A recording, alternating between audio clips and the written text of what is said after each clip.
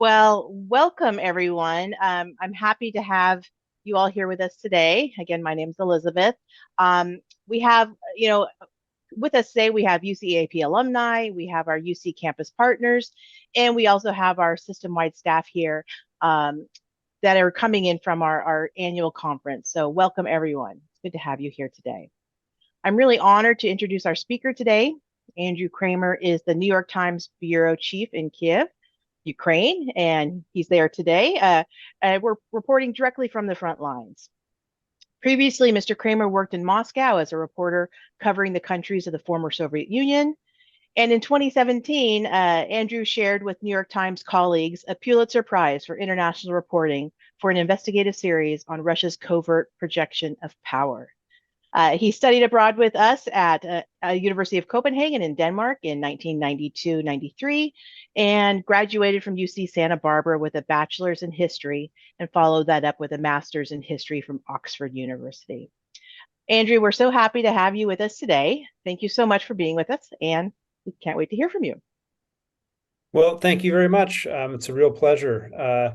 I'm calling you this evening in Ukraine from Zaporizhia. I'm here working on a story about drone warfare for the New York Times.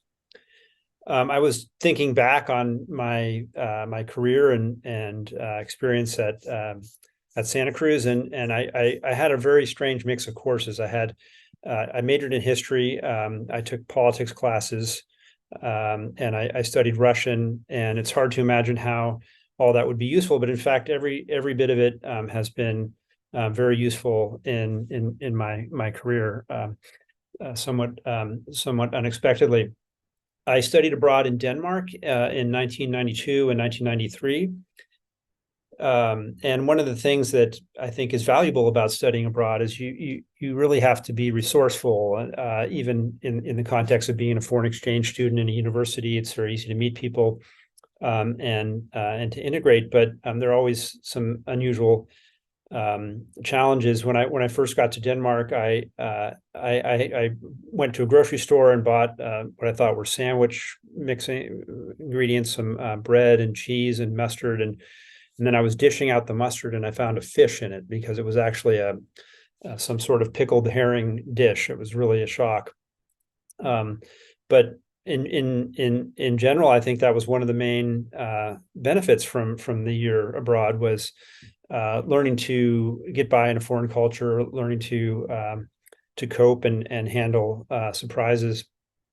After leaving Santa Cruz, I went right overseas again. I taught English in St. Petersburg in Russia for a year while I was studying Russian in that process. And I had thought about journalism, a hard career sometimes to break into, and I thought that I would be nice to have something I could do to make money, which was teaching English, and also a skill that I could use alongside the journalism, which was Russian.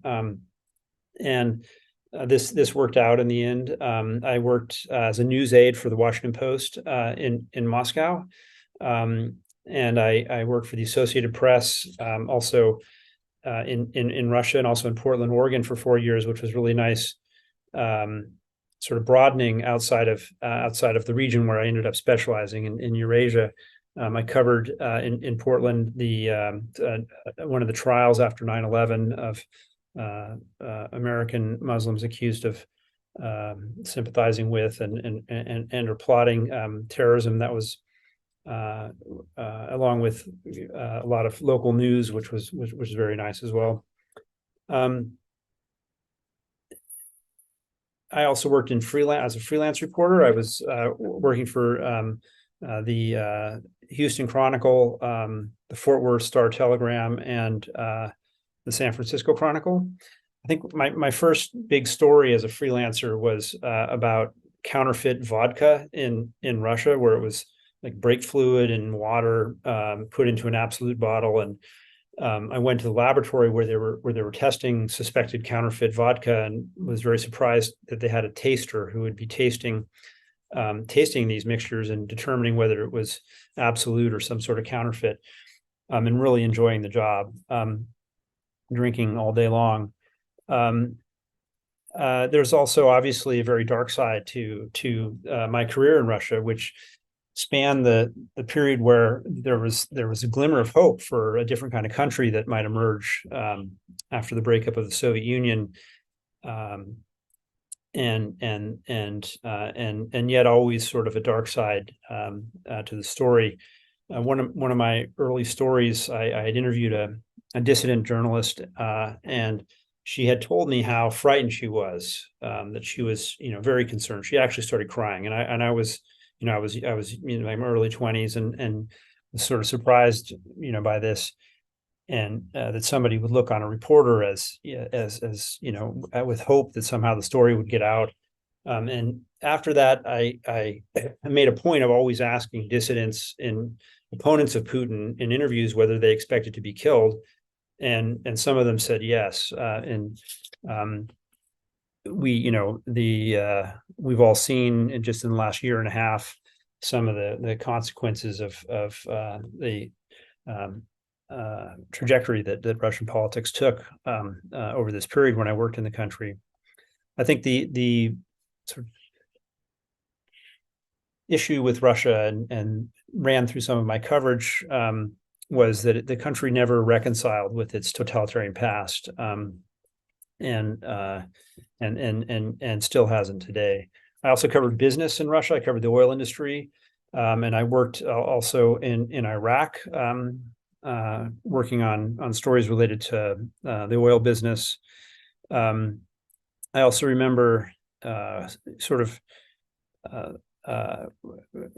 early sense of what war reporting was about in Iraq. I had been to Chechnya before that, but I decided on a story about a group that was, I think, maybe one guy who wanted to teach martial arts as a self-defense in Iraq. And I thought this would be like funny, or like one of the rare humorous stories, because it's so out of context with what people needed to actually keep themselves safe in this country. And I drove to this meeting across Baghdad, and there's shooting. People were shooting in the air to clear traffic. It was very chaotic and seemingly dangerous. And the guy was, so ridiculous that it wasn't even a story. And I got back to the bureau and was recounting how I'd spent my afternoon, and somebody asked, like, well, whose idea was this? And I said, well, it was my idea. And it didn't work out. And that's one aspect of being a war correspondent, is you take risks, and sometimes there's a lot of purpose to that.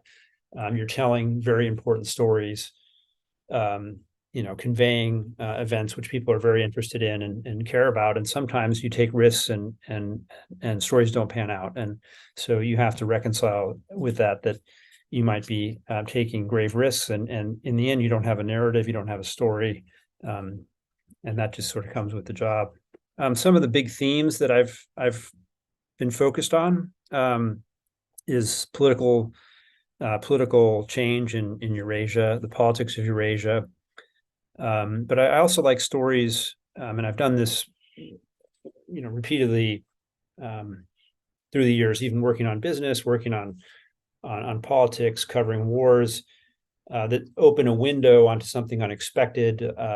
Introduce readers to an interesting character, and are frankly just fun to read, or particularly interesting. Right before I came down to Ukraine, I'd done a story on people who take nuclear showers. A town where the hot water system is one of the cooling loops on a nuclear reactor. Of course, it's in Russia, and apparently it's safe, but very nerve-wracking.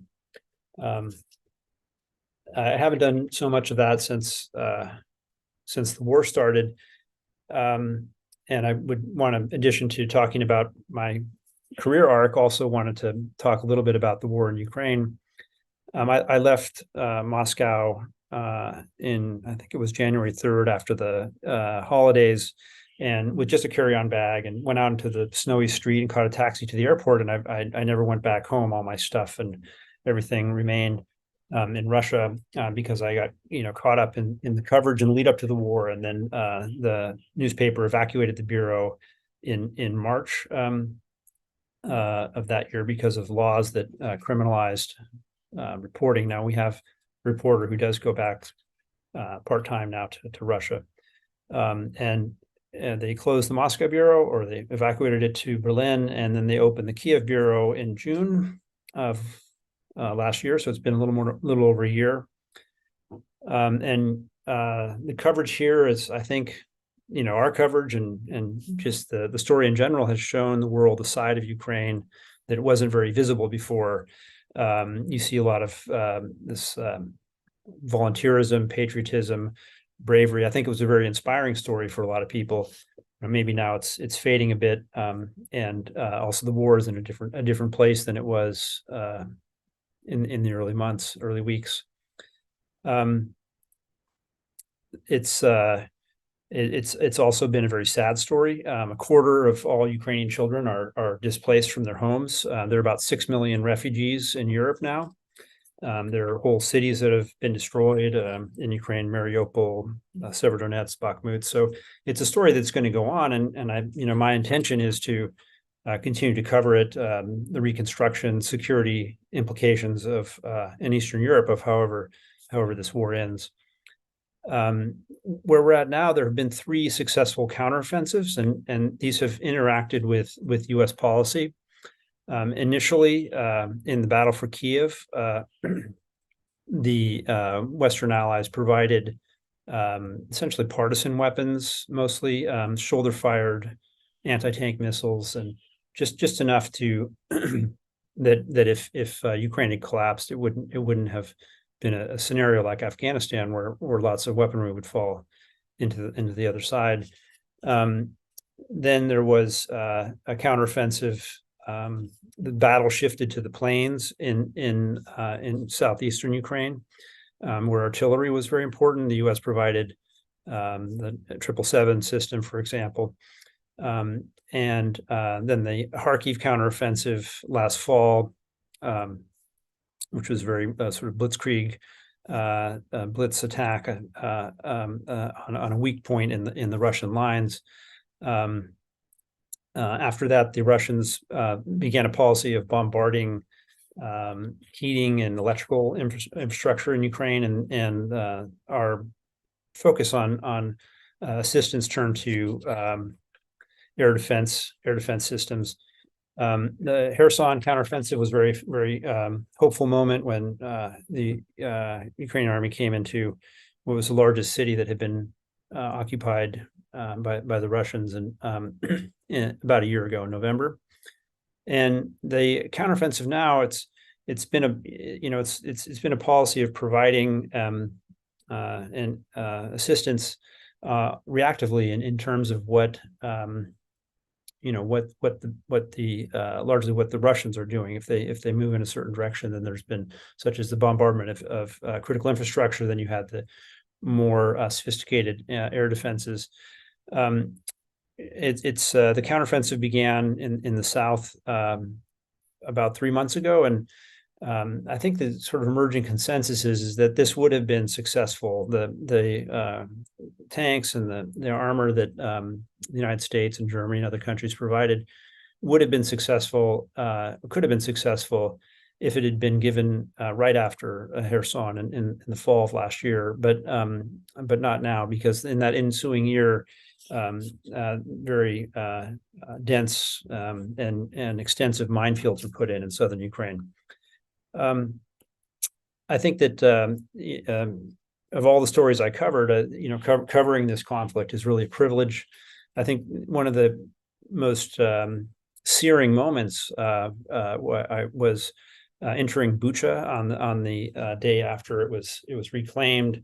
We didn't know what we would find, and we're just driving in accompanied by some soldiers. And then you see one body and you see another body, and we just sort of stopped the car and got out and looked around, and there were just bodies around on the streets, and it really drove home that this is a story with a lot of moral clarity, which is refreshing after covering the terror wars and other conflicts that were difficult to get your head around what exactly was right and wrong. So it's been a pleasure, or, excuse me, it's been a privilege, and probably looking forward, I would my intention is to continue to cover the story here in Ukraine. Thank you. Thank you so much, Andrew. That's really fascinating. Everyone, if you have a question, so you can put it in the chat or raise your hand. I will start us off. What when you going back to Santa Cruz, what was had you traveled internationally before, or what made you want to study abroad? And then also, how did you select Denmark? We did have a program in Russia back then. I was just wondering how Denmark was became your destination. Good question. I, uh, I had dropped out of the 3-2 engineering program with Berkeley, and was looking for a new focus, and I'd always wanted to study abroad. I didn't have enough language to qualify for other locations, and I was also interested in Scandinavia for the sort of contrasting political systems with the United States. I thought it would be a good experience to learn about that, learn about Europe more broadly, and Denmark in particular. So it was a little bit by default, but it was also at the time something I was definitely interested in. Thank you. Thank you so much. Our next question comes from Adrian, who asks, thank you for all your important work, Andrew. Do you have any sense of what the people of Ukraine think about or not the upcoming US presidential election? I think it's very much on people's minds here in Ukraine. This country has a lot at stake in the coming election. There are Republican candidates who oppose continued aid to Ukraine if they're elected, and follow through on that would be, that would have consequences. So they're paying attention. Thank you. We have another question here from Amber. What initially drew you towards learning Russian, and then what is your level of Russian today? Language acquisition. Well, I stopped taking math and science, and a career counselor suggested that I could do something rigorous in its place, like study Russian. So that was one impetus. My Russian is quite good. I mean, Ukrainian friends sometimes say that they like my Russian because I slaughter the grammar of the enemy, so I can make mistakes, but it's quite good. I've been speaking, I've been using Russian professionally for a very long time, and Great. I'm curious how many languages you speak. Do you speak Russian and several others? No, I only speak Russian and English. I've lost my Danish. I mean, at one point I could chat in Danish, and unfortunately, Spanish has gone by the wayside as well. All right. Sure. Well, Brett Murray follows up with the question, given the intense nature of your job, what do you think most people misunderstand about it? Good question. I think maybe it's there's a misunderstanding about what you're looking for as a journalist. You're always looking for a story. It has to have characters and a narrative. So it might seem that any event, there's an obvious way to tell the story, but in fact, a big challenge of the job is looking at something and creating a narrative or a story out of it, finding characters.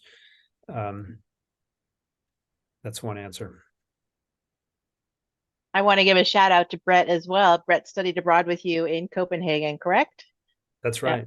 And he, in fact, is the one who told us about you. You know, it's really hard for us to keep track of our alumni and where they go after they leave and come back. And he was the one who brought it to attention. You know, your fascinating career. So thank you, Brett.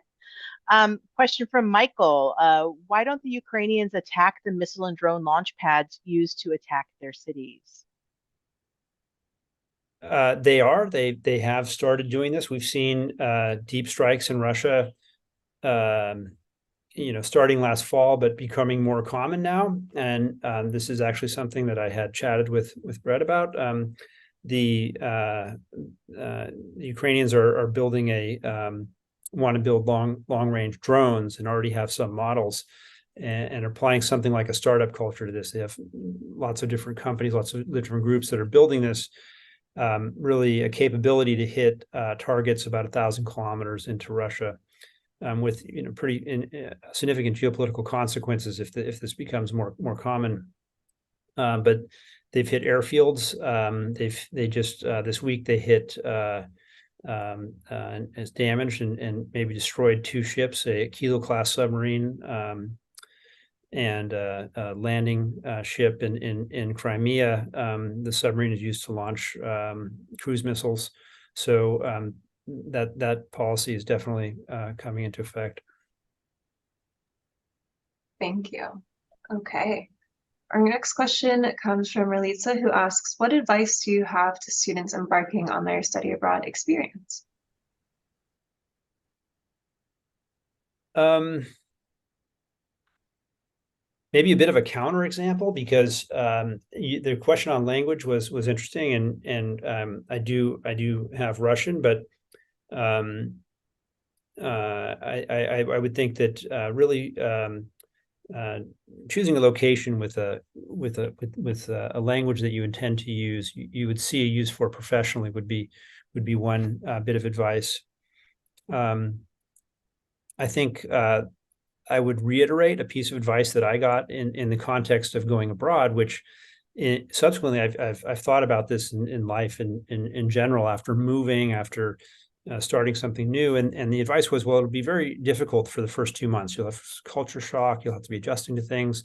It'll be tiring, and just promise yourself that sort of 2 months into this new endeavor, you'll give yourself a weekend in which it'll just be all about you and relaxing and doing something you enjoy, and not being constantly putting the pedal to the metal. So that was very good advice, and that's something I would pass on as well. Paulette has a couple of questions here. What precautions do you take to stay safe in a war zone? And then the second question, can you describe your personal risk tolerance and if it differs from your company's approach? The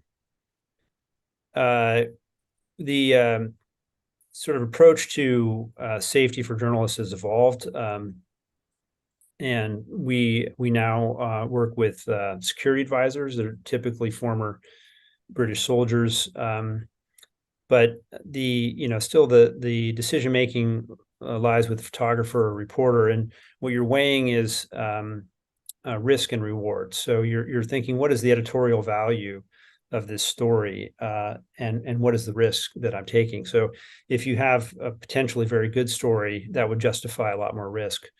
I went into Bakhmut at a very dicey time in January, for example, because it was a very, very relevant news story. I'm not going to be going to the zero line for a daily news story. And some of the approaches specific to Ukraine, it's different in the Middle East. There was a lot of concern about kidnapping in the Middle East. That was the focus of safety in Baghdad. Here, it's indirect fire. Artillery is really the main risk for journalists. So you limit your time when you're exposed to it, and sometimes down to just 20 minutes. And I reported a front page story in just 20 minutes last year, grabbing a few quotes and getting it done very quickly. It's sort of the opposite of what sometimes people say about what a good journalist should do, is spend time on a topic, maximize the amount of time they're working with the sources. And I apologize, I forgot the second part of the question, if there was one. I think you described is that your tolerance different than your company's approach, really? You sort of addressed that. It had been an idea of war reporters that it really is up to the reporter. You have to trust the reporter, and a lot of companies have that generally in place, that it's a personal choice what kind of risk you want to take for a story. But once again, there is now the infrastructure in place with advisors who can look over your shoulder on some of these decisions. Thank you. Thank you so much. Susanna's raised her hand. I believe she wants to ask a question directly. Hi, my name is Susanna, and I studied in Budapest in 1997, and I'm originally from the Soviet Union. And the reason I didn't go to the Soviet Union is because I wanted to see another country and how it was transitioning, after the collapse. And I worked in Ukraine as an election observer with the OSCE. I speak fluent Russian. I can understand some Ukrainian. And I would like to know if you have any ideas of how those of us who do speak one of the languages can help in any way with humanitarian assistance. I'm not in a position where I can go and work in the refugee camps in Moldova or in Poland, but I've written a book about how to learn languages through music, and I have a version of the book in Russian. So I'd like to help refugee kids learn English and other languages using music. I'm just curious if you have any ideas of organizations that I could possibly collaborate with remotely. That's a great idea. The one thing that came immediately to mind is something that my colleague Lindsay had recently seen in Seversk in eastern Ukraine, where Stanford University is running a telemedicine program with this town that's so heavily shelled that everybody's gone except for old people and poor people, and there's just one doctor left who isn't really coping. So they have this site where there are many booths and a screen where you can talk to I think they're interns, medical interns, maybe like close to becoming doctors. And in that process, there's a translator. So somebody is translating these meetings online as well. So I think there's a role in that case. This turns out to be a very valuable program. They're prescribed medicines, they're given diagnoses and so forth. And that relies on translators. There was a lot of demand early on for volunteers in Eastern Europe to sort people coming off of the trains and so forth. I don't think that's so much the case now. And I don't know right off on children. A lot of the refugee families have put their children in European schools and have they have programs for teaching children who don't speak the language. At least that's what I've heard. So I don't have an immediate idea there, but if you get in touch with me, I might think of something, and I think that's a great idea and would be appreciated. And every time somebody helps, it's something that people there's a great need. So Yep. Thank you. Good luck. Would you be willing to share your email address or how else we could contact you? Yeah, sure. It's AND, the first three letters of my name, and then Kramer, my last name, all written together at nytimes.com. Okay, thank you.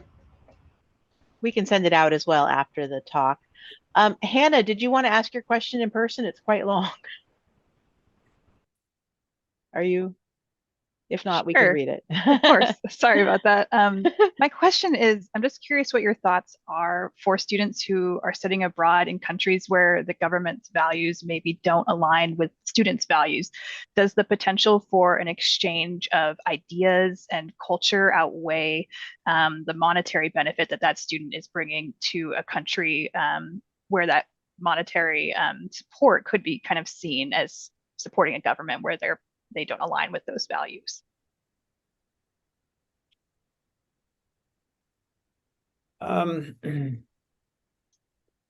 Yeah, I would think so, because I think the educational value of being in that environment, and even if it's the value is realizing very clearly that you reject those values, and even as you gain a greater understanding of them, I think that would be more important over the long term than whatever the study abroad program brings that country. And I don't know any country that's relying on study abroad programs to prop up dictatorships. Maybe it happens, but Thank you. Thank you. Okay, our next question comes from Anthony, who asks, what are your thoughts on Musk's and Starlink's influence on the war? Very interesting question. Starlinks are everywhere. I was just out at a position today, and of course they had their Starlink out in the trees.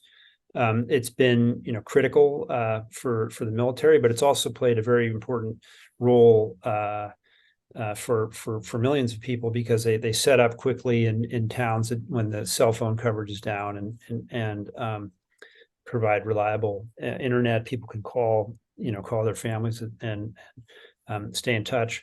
The military value has been great, especially as drones are very important, and sending video being sort of a very wired frontline. Said it's sort of one of the first networked wars and armies on the Ukrainian side. But then there's these instances where he's turned off the system at critical times, or is thought to have done that. And I think he actually recently discussed his policy there. And he's also been leaning towards Russia in a lot of his statements about needs for negotiation, and so I think Ukraine is frenemies with Musk. They, on the one hand, greatly appreciate the system, on the other hand, are bewildered by his politics. Thank you. We are sort of getting close to time, so I think we'll just finish up with the two questions we have in chat. Anthony asks, he has just met some newly arrived Ukrainians in Portland. What are some of the current barriers refugees are facing? In the U.S., one issue, and I don't know exactly where this stands, is that Ukrainians came in on a 1-year visa, and a lot of those are coming up now, and the process for extending that is difficult and complicated. So I think that's definitely a challenge in the U.S., and it's also can be very difficult for Ukrainians to get U.S. visas, despite everything. In Europe, they just sort of threw open the gates, and anybody who crossed the border was got refugee status. So I think the challenges in the U.S. would be the lack of clarity on some of the residence and visa issues. Thank you. Okay, our final question from Misha is, do you face any editorial pressure to produce click-worthy articles versus doing more in-depth reporting, especially as the war continues into its second year? I sympathize with the need to keep readers engaged given the pressures facing professional journalism. I don't. We do have a system where you can see the number of views on your article, but you can go and look at it if you want. It's never really a point of pressure, and I think the editorial approach is that there are some things that need to be written about, even if they don't draw too many viewers. Overall, there's obviously the approach is working. I think there's demand for serious journalism. Something that I saw covering the Trump Russia investigations from in Ukraine and from in Russia, and now covering the war, that there certainly is demand for serious articles.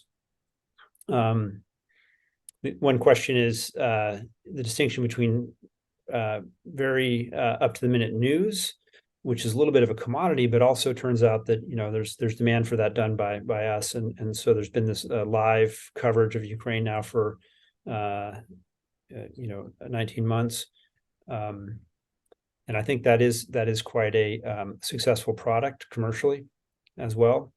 But just the direct answer is that I don't have pressure on that. The pressure is just to find good stories.